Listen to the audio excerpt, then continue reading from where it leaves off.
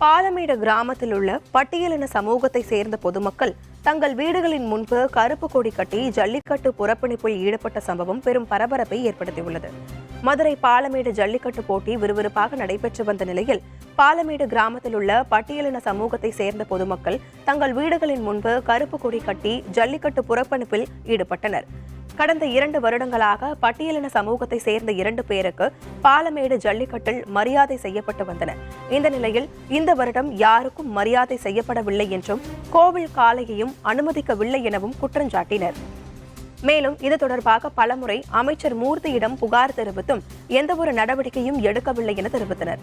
எனவே சாதி பாகுபாடு பார்க்கும் அமைச்சர் மூர்த்தி மீது வழக்கு தொடுக்க உள்ளதாகவும் வரும் 2026 தேர்தலில் திமுகவுக்கு வாக்கு அளிக்கப் போவதில்லை எனவும் மக்கள் தங்களது ஆதங்கங்களை வெளிப்படுத்தினர்.